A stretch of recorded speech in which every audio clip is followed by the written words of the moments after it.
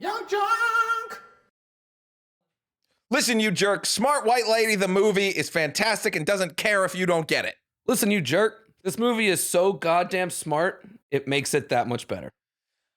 Welcome to Listen, You Jerk. Today we are going to be talking about Arrival. Arrival is a movie that is really smart and doesn't care if you're not smart enough to get it because it's not going to dumb it down for you. And I think that's great. Love it. I wanted to talk about the importance of intelligent movies that won't dumb it down for you. Right. It's like unapologetically smart. Yes. Right. A lot of movies like this, you have to just accept that this person is smart, but you give me no background and no reason to. This is a big thing. In this movie, right out the gate, they do a couple of crucial things to make this the best Smart White Lady of the movie.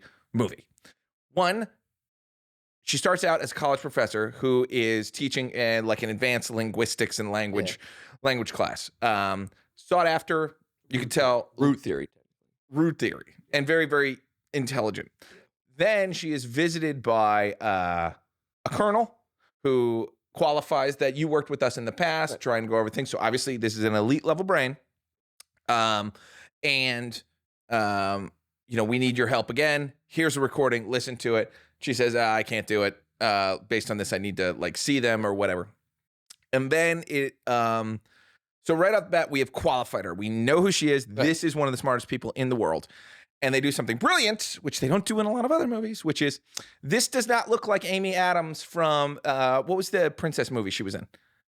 Enchanted. This does not look like Amy Adams from... It's like Sharp Objects Amy Adams. Yes. Yeah. Exactly. This doesn't look like Enchanted Amy Adams in that this looks like a stressed out mom professor genius type whose hair is disheveled, ain't got no time for makeup. I'm going to work, lady. Right. So I buy it. That's the thing that this movie does so great in the first 5 minutes is I buy that Amy Adams is a genius. Yeah. And also they're just like, oh, and here's the smartest science guy in the world. How does he prove himself as the smartest science guy in the world? He shit talks her as the first thing that he says. I'm talking about Ian in the jet. And like right out the gate, we're talking 7 minutes in. Right. All characters are established. Their intelligence levels are established. We know why we have our heroes. And we accept that they are smart. Immediately. That is so important for a movie like this to work. And I hate movies that don't do this. So many movies are just like, oh, she's the best now. Obviously, the worst thing the thing that ruined Star Wars is Star Wars Episode 7, where all of a sudden Rey is just this. I got no reason why she is this. In this one, I'm like, got it. Check. I buy this whole movie and everybody in it at the levels they're at, including the Colonel, Forrest Whitaker. Right. The way he speaks, the way he reacts to things, the CIA guy. All these guys come in real quick and right off like their first sentence or the way they look or the first interaction, you're like, I buy everything. By the way, this is a movie about heptapods. This is a movie about aliens. And you buy it. That's impossible. That is so tricky, and they nail it in the first 10 minutes. That was something that I felt as well. I was like, okay, like the premise alone, like the scale of like the size of the ship, like the size of the aliens, like this is all pretty unbelievable. It's extravagant, and it's one of those few times where I'm like, if this happened, especially given the climate right now, with we're talking about how aliens are real all of a sudden. Mm-hmm. That is how I would see this going. Like us wanting to have that hair trigger, getting our greatest scientists. Like for some reason, I just believed all of it. It's because of the prowess of the intelligence of the characters. And I think one of the things that qualified Amy Adams' character, the most important one in my opinion, was when she says, I have to see the people, and they're like, yeah, no, screw that. And then she's like, oh, you're gonna go see the guy at Columbia or whatever, or Berkeley or whatever. He's like, ask him this question, ask him to define the word whatever. And then Forrest Whitaker, like later that night, shows up at her door at the helicopter, and he's just like, give me your answer. And then she gives her answer. He's like, get in the fucking helicopter. Exactly. And it's like, okay. First off, like he saw exactly what she wanted him to see. He's smart enough to do it. She was like, okay, like this is why I'm the best person for the job. And it just happened. Like, yeah. And qualified people react like that. Qualified people say, I can't do what you're asking me to do with the information you're giving. It's not possible. Right. And she stuck to her guns every time. And that's why, I loved it. Meanwhile, we're also, this is a Denis Villeneuve, creator of John, and he's coming off of Enemy. Right. Yes, he's coming off of Enemy with Gyllenhaal. Yeah. Yeah. And this is like the next kind of swing out. Very kind of similar in that there are big creatures and interacting with people, but it's all about the people. It's all about the relationships, the cerebral and things like aspect that. of it. And he very, very intelligently also makes me care about the her, what I perceive as her dying daughter, really, really fast. This guy is thought it already a happened. genius. I thought it already happened. Like for the when I first see the movie, not knowing what's happening. Spoiler. Right. I'm thinking this is just someone. This is a broken woman that had a tragedy in her past, and that's like part of her character development. But it's not. It's not. But as far as the emotions that they're trying to make us feel, right, that is expert level filmmaking. Like, I love it. Get in there fast. Tell me what I need to know and make me care. Right. I care about this woman now. Yes. And I also want to see, I just like seeing what smart people do. Right. I want to watch the smart person do the smart thing. That's a great movie. I think that's why the original Iron Man works so well, is those smart guy doing shit scenes with him and the robots, as well as like The Martian, another smart guy doing science movie. They're great movies, and they pull it off here. And just the casting of Amy Adams was excellent. But the dressing her down, I think, is more important, and making her look more like a dork, who can actually do this, and instead of like Wonder Woman or something like that. It was just a genius stroke of filmmaking there and casting, because everyone's doing the Lord's work in this movie. And again, it just makes it more believable. Like when you I don't want to see this, and not to say she's not a 10 out of 10 model, but I don't want to see this like completely like dressed up, done up, like perfect 10 out of 10 model when we're talking about a linguistic person living in a tent for 3 months doing fucking alien translations. Like, who is stressed out over a dead kid. Exactly. Which we come to find out she doesn't even doesn't even know why she's stressed out about. Yeah. Like, which is that turn was crazy. Let's go into the intelligence of this movie. Yeah. I got a couple things on that one. Yeah. So for me, the magic trick of this movie is not necessarily the literal trick that happens towards the end, but it is that you're making me care about a movie about language. Ultimately, this is a story about language. Yes. And I mean, that's literally like, the alphabet, the movie. That's what this is. Learn the alphabet with Amy Adams. It could be another title for this movie. And it's fun. And it's exciting. They skip a couple of things. Sure. I understand. You probably have to skip a couple of things, but I buy it because of all the work we already did in the first 15 minutes. I buy it when we just take a jump of, we know these words now. Right. Because they qualified it. They explained it. But how are we this excited about a movie that's about, all right, what'd that guy say? Right. I think what he said was this, but maybe it wasn't this. Oh, shit. Are we in trouble now? Well, maybe not. Is this a misunderstanding? That's the movie. Well, I mean, that's a comment on language too. I mean, like the whole thing is so nuanced, and like when you're learning a language from scratch that's not even of this earth, like a nuance means everything. Like the scene where she translates it, and what the technical translation they have is use weapon or whatever, but weapon could have meant tool, weapon could have meant this, and that nuance is so important. And that's like, all right, so. And it actually meant gift. Yeah. Well, here's something to use. But all right, so and you might know this because of my grammar corrections in our group chats. Yes. But I went to school for English and linguistics. Oh, yeah. Yeah. So I was already excited just because like the whole language thing. But like the way that when she sits there and he's like, wow, that's going to when Forrest Whitaker's like, this is going to take too long. Like, you can't take that long. And then she puts the sentence that he wants to ask the aliens on the board and like breaks it all down, and like the markings were correct. Like every little notation she put on there, like for sentence breaks and all that, everything was correct. So I think that's a part of why people are so easily like, okay, like this is very interesting. It's because it's true. Like someone's job was to go and like actually learn all that linguistic just info and put it in the movie, and it was there. So that's why I personally loved that. But I think that's why the jumps that you're talking about are so easily accepted, is because they did explain this is why it's going to take some time. We have to create a base language for this. We have to create a vocabulary for this. We have to teach them tenses for this. We have to teach them this. And then once they, that's what the things that they're trying to get to. But when they do it, it's like, okay, like skip it, move on. It's almost like kind of like tiered evolution. Like, okay, you figured this out. Now you get to exponentially grow this way. And I think that's why it was so easy to say okay to, because that is how it works. And it makes sense in our brains, whether we're smooth or rough brained. like it makes sense because we speak language all day. Well, and the great part of that is like even before it's language, they have to help the heptapod, they call them, understand the concept of language. Right, because ours is linear. Right. Like we go left to right, we think. So that's why it was so important to have Amy Adams there, because they don't, as we find out, they don't think the same way because of their language works. It's circular, it's cyclical. So Amy Adams had to be the one to figure that part out and then translate our way of thinking and speaking into theirs in real time. And I think that was interesting as hell. And she does that all before the time dilation element of their speech. Right. So they're working with one area and then there's a discovery. And it's not really a discovery as much as it's like a call to action, if you will, literally.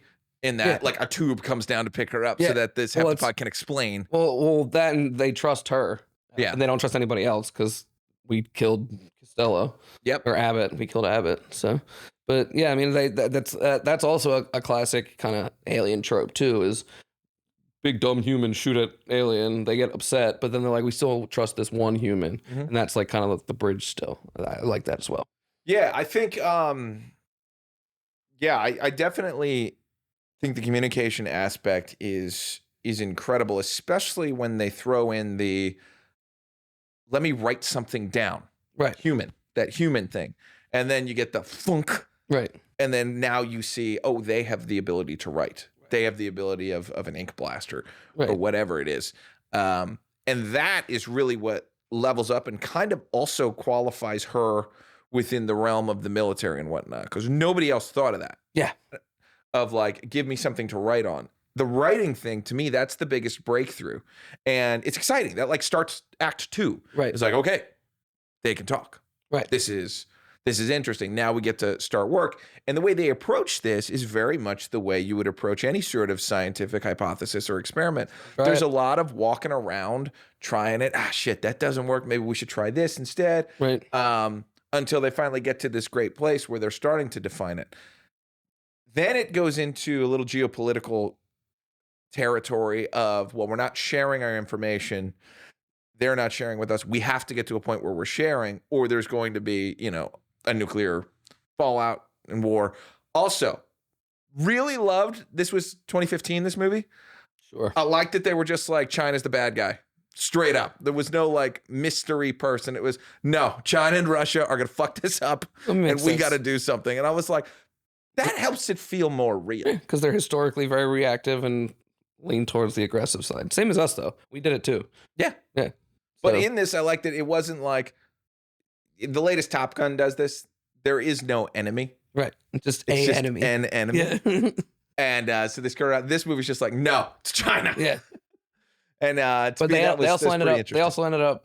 They did doing the good thing, which again goes to like the genius of this movie. So I like that this movie doesn't dumb it down. You should probably watch it twice. I got way more out of it the second time. And I think it's more fun the second time around because, I don't know, I'm of two minds. One, it's really fun that you don't know the twist is going to come. Right. You don't know it until it starts coming. It's two different experiences. When did you see the twist happen? Because for me, it's one very specific scene. The first time? Yeah.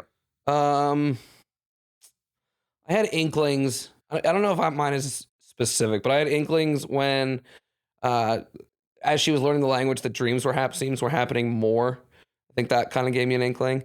Also, when she said, if you have a science question, go ask your father. That's when I was like, wait a minute. That was it for me. I'm like, oh, because right around there, they're starting to, it's just after that or just before. It's definitely in there to be like, all right, you should know it by now, dummy.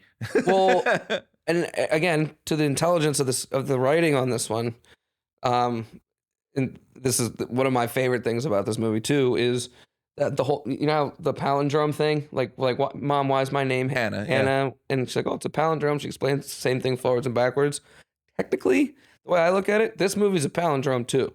because you're getting it from the back end, and you're getting it from the back end and the front end, and they're kind of happening like parallel to each other. And then at the end, she's like, "I know why my husband left me," and that hasn't even fucking happened yet. Yep. Like that to me. And she's telling Ian that. Yeah, who is her husband? Yeah. Right. That's when everything gets like muddled and shifted. I thought that was beautifully done, where it's like in one little scene, you're kind of giving like the mantra for the whole movie, and it's that whole palindrome type of thing, and that's right at the time when things kind of like intersect. Yeah. And then you're like, holy shit, like these are two different timelines. Like, yeah. So what I thought was the past is the future. Either right during or either right before or right after this scene with the daughter is where they send down a pod. Yeah. For her to get into so that they can talk just to her. And right, it's just Costello. Yeah.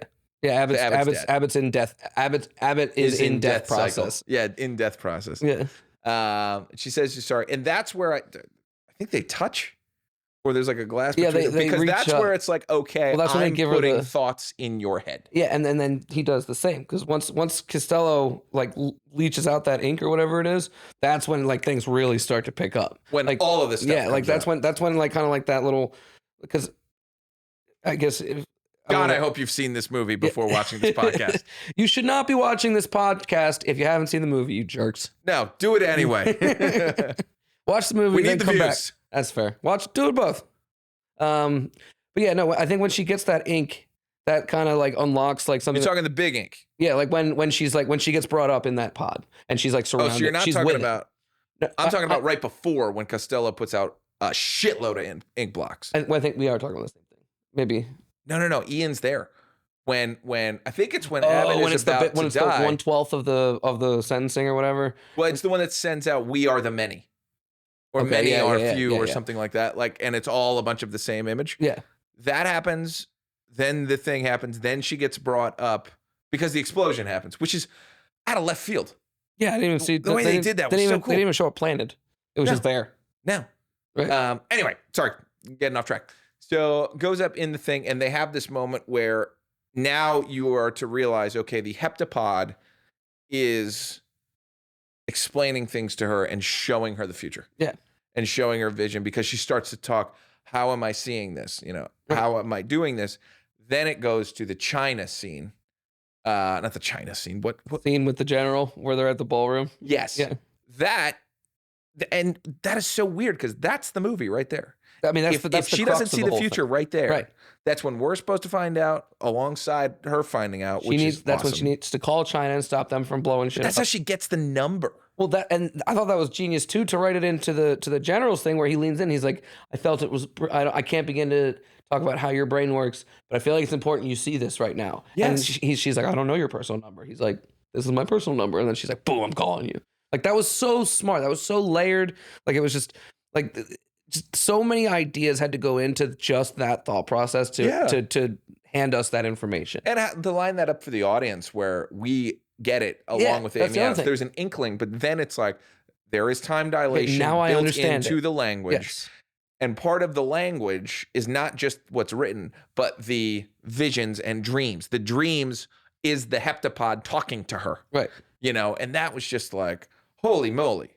Now, there's a blink and you miss it moment in here. Is there a sex scene? A what? Is there a sex scene with the heptapod and Amy Adams? No. Are you sure? I was reviewing this and I was looking, and there's a scene where she's gripping a bed or something, and I swear to God the heptapod is in the room. And the reason I think that's true, I could be way off, but I either have dementia or this is true. The reason I think this is true is because in the movie Enemy, Villeneuve before that, there's another weird scene where there's just this big ass spider in the room just observing. And I'm like, maybe, is this his fucking signature? Maybe it's a watermark. Maybe, I don't know. I'm going to look it up. I'll look it up. We'll do like an addendum or something. We could definitely do that. But on the next episode, I'll have photographic evidence. But I swear to God, there is a heptapod Amy Adams sex scene in it, making me think the heptapod is Ian in the future. My reaction to that, just real raw, is maybe it's because the heptapod is like kind of, they're the ones that can see like time circularly, so maybe it's just kind of like a Big Brother watching type thing. That's what I think. I think it's him. I don't think she's having sex with the heptapod though. They shoot it in a weird way, man. I'll have to go back and look.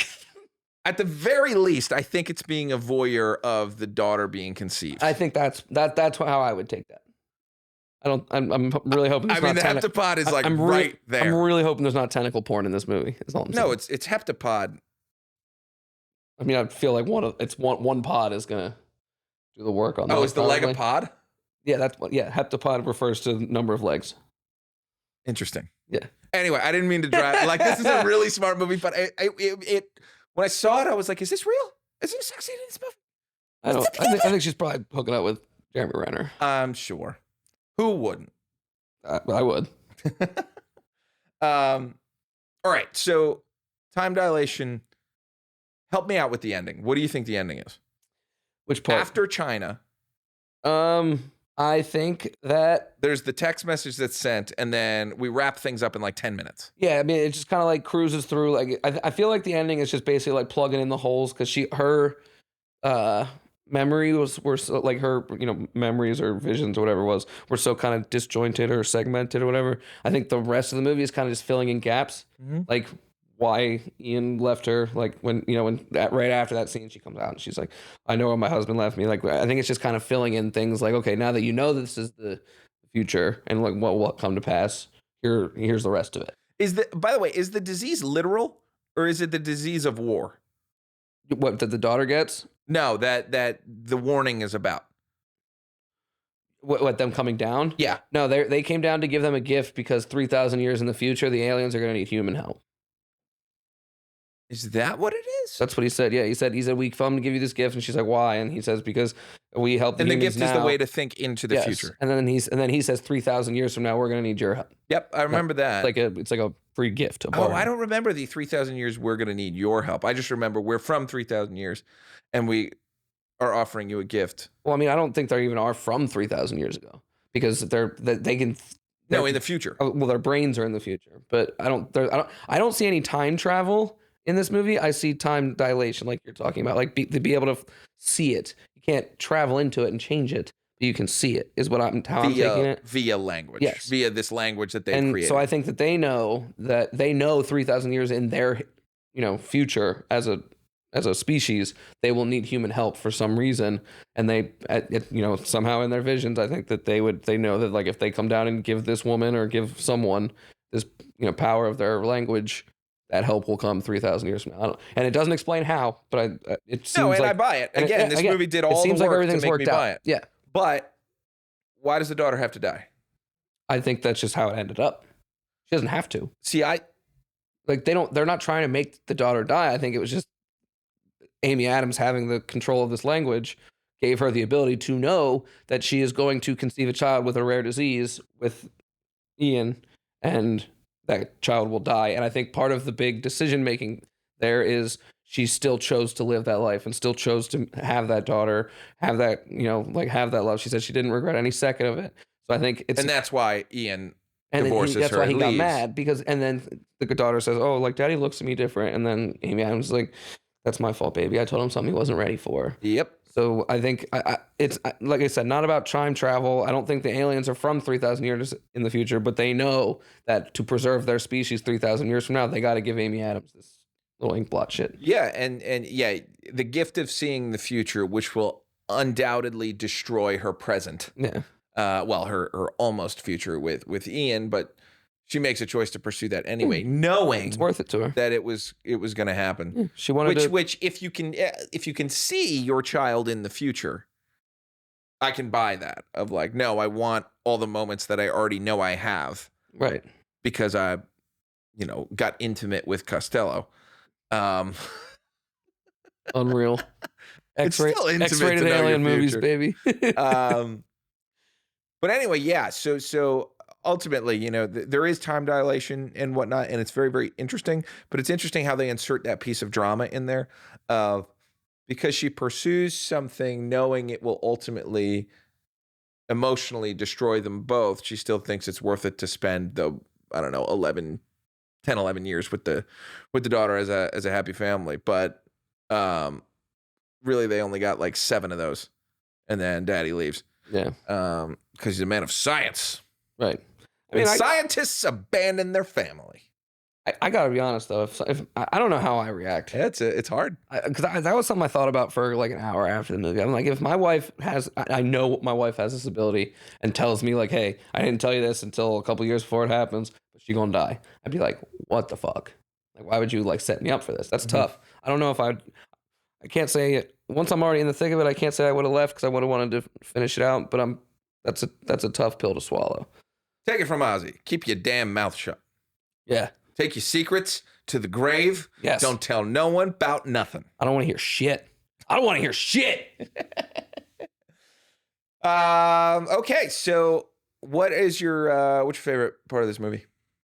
The palindrome aspect, the fact that all those cutscenes that we thought were her past were her future. Yeah. And then it turned almost dead center of the movie. Yeah, there's a lot of editing tricks in here that are just amazing. I got to believe that the editing was written into the script. I don't think this is one where, hey, let's fuck up all this stuff later. Yeah, let's just chop it and screw it. Let's split the movie in half and because it's brilliantly made. Right. It's brilliantly made. They had to. And certainly having the film itself be a piece of its theme. Exactly. You know, in that the unit itself is part of the whole language and time dilation thing they're trying to tell us. I think that's a better way to put what my favorite part was. I think it was the fact that it felt like we were on this journey with Amy Adams, like at the same, like in real time. Like she's getting all these visions. We don't know what it is. Like she's confused by it. We're confused by it. Sooner or later, we slowly start to figure out that they're future visions, not past visions. Then it makes more sense. It makes more sense to her. We all figure it out at the same time. It's just the parallels were just very good. Yeah, I just like how this movie doesn't give a shit if you're not smart enough to get it. It's not for you then. For example, like Ian just drops this line of like, are you hearing their language in your dreams? Yeah. And it's quick. They don't dwell on it. She says like, well, I'm fine. And they don't dwell on it. It just leaves you like, here, think about this while we show you the next couple scenes. You know, it's not like pause the movie, figure it out. We haven't told you the answer yet. Right. There's no way for you to know the answer yet. So think about it. But just hold this. Hold this piece of information with you, and maybe it'll spark something later down the road, which is what the movie was trying to tell us all along. Yeah. And that's actually really interesting because that with the actual cinematography of it, like, or the editing, I guess, I'm not good on the terminologies of the film world, but those parts where they drop like that little nugget of something they want you to think about, and then the next scene is always like some montage that like builds into something. Not that important. It's giving you time to like think about what the fuck just happened. Yeah, that's a really good point. And that's key to me because like I'll do that. The structure. I'll go on a tangent in my head and then I'll be like, wait a minute, I have to rewind this whole scene. Yep. They give you time to think for a second. You're like, oh, fuck. And then you come back and it's like, okay, now the scene's starting. Yeah, it's just brilliant. That's intentional. Did this win an Oscar? I'm not sure. Dylan, can you look that up if you don't mind? We'll keep going, but it should have. I mean, certainly for writing, it should have. Writing, yeah. It did. Now, the other thing I'll say, just because this is a show about minutia, is the color grading is very interesting in this as well. When it's graded on blue scale, we're in present time. When it's graded on yellow scale, we think we're in a flashback, but then you notice when she has the conversation with the Chinese general, that is also yellow. Right. So now you're like, oh, all future is yellow. We got an answer. Oh, we got an answer. Hold on. From downtown. Oh, my God. Nominated for a bunch. So nominated for Best Picture, nominated for Best Cinematography, nominated for Best Sound Mixing, nominated for Best Adapted Screenplay, nominated for Best Director, nominated for Best Production Design, nominated for Best Film Editing, winner for Sound Editing. So it got nominated for every award that they have, basically. Now, this is 2017, so let's see who actually won. Best Picture. Nope.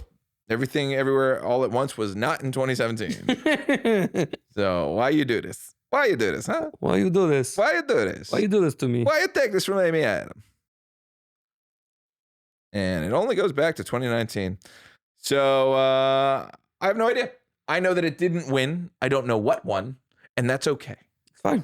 That's okay. As long as it's in the conversation, so it was at least respected. Speaking of the conversation, we got to play Terry's favorite game. How many big old flopping wieners did you see in Arrival? I saw no flopping, unless we're calling the tentacles flopping wieners. I saw no wieners. I saw flopping, but I didn't see no wieners.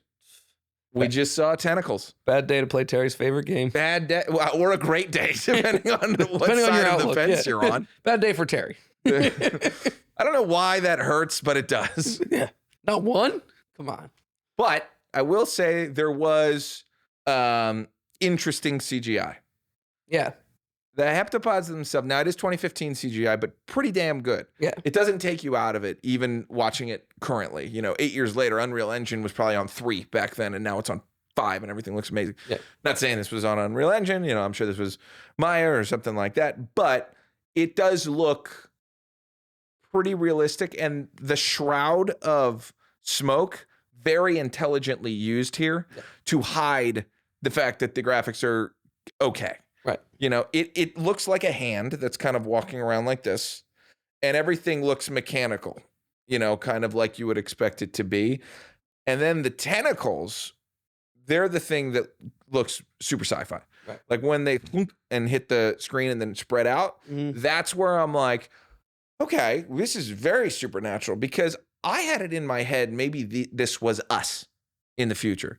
There is a movie that is like that. I can't remember what it is. At least there's a story where the aliens are actually just people way in the future trying to warn them. I thought it was this movie all along, but then on the rewatch, I was like, oh, nope. Right. These are aliens being aliens with, I also really appreciated the Men in Black style throwback. You remember Men in Black where the alien takes the doctor by the neck and puts him on the glass and speaks through him? Yep. It reminded me of that. And I was like, that's conscious. Probably, yeah. That's conscious. I'm going to talk to you right now. Yeah, I noticed a few allusions to like random little like alien stuff. Like the spaceship, the inside of the spaceship in the movie Alien, like there were parts where I was like getting that type of vibe. I was like with the smoke billowing through and everything. Yeah, I mean, you can see how this guy made it to Dune. Yeah. For sure. Clearly this guy is definitely a fan of sci-fi and really skilled in sci-fi as well. Student of sci-fi also. You were mentioning that this is kind of like other alien movies, like there's parts that allude to other alien movies. What do you mean by that? Like just random little, I mean, it could just be my perception of it. I might be reading into it, but I just noticed random little things like you were saying with like that Men in Black throwback. Not anything like huge, nothing conscious, like maybe nothing conscious, but just random little things just reminded me of like classic alien movies. Even though this one, in my opinion, was so different than most alien movies, because it's, like you said, it's mostly about language. Yeah, even the way the crafts themselves are presented. Yeah. They're presented, it's sleek, but it's organic looking. It doesn't look like, it doesn't look like a friggin' Tesla. Right. Like it looks like something otherworldly. Right. All of this looks otherworldly. Yeah. There are no eyes. There are no... Like there's no jet propulsion. Like they don't even understand how. Like that's the cool part is they didn't explain everything. Yeah. Because it's like we don't know how that fucking spaceship works. And they didn't need to. They didn't need to explain everything, because this movie asks you, hey, get in on this world. We're gonna explain this world to you in about 10 minutes. Get in on it. Because remember, in before we know Amy Adams is a professor, we know aliens have landed. Right. Which is just genius. That was a good way to start that too. Just like off the rip, she goes into class and everyone's like, "Can you turn on the news?" And then that's how she finds out. And then it's just the movie starting. I love not like the cold open, but I love like when movies just start. Like I don't need all this big goofy setup, whatever. Just keep going. And that's why like you were saying earlier, that's why this movie was so effective, because they did that, but they were also able to convince you of things or relay a ton of information in a very short amount of time. Yeah, ultimately, more movies need to start remembering how to do this. Yeah. I can get in on whatever the world is if you establish it and qualify it quick. Right. And this is one of the fastest ones I've ever seen. This is probably the first 2 minutes. First 3 minutes, that there's a lady, that she's a pro, that there's aliens, she's got to solve it. Like it's really right there, and every movie should do this. I mean, I didn't see the Barbie movie, but even if like something like that is so fantastical, is just like, here's what it is, we're establishing the rules, and we're gonna play by the rules the rest of the movie. I'm in. Get with it. I'm in. Right. But you gotta give me the rules, and you gotta qualify, and you have to cast appropriately, and costume appropriately, and shoot appropriately. This is shot like a drama, not a sci-fi, and 100%. it works. 100%. It's just like this is intelligent filmmaking, and we have Denis Villeneuve to thank for this. So, attaboy, Frenchie. My guy. I don't know. Do you have anything else to say about this movie? No, just super intelligent. I'm a huge fan of that. I like if something gets me thinking, like I love Live It Up in here. So if I loved it. And we're a couple of dummies. So it's kind of like, give me something that is too smart for me. I'll feel better by the time I'm finished with it. And I'll feel like I just, wrote a novel just by watching something smarter than I am. Yeah.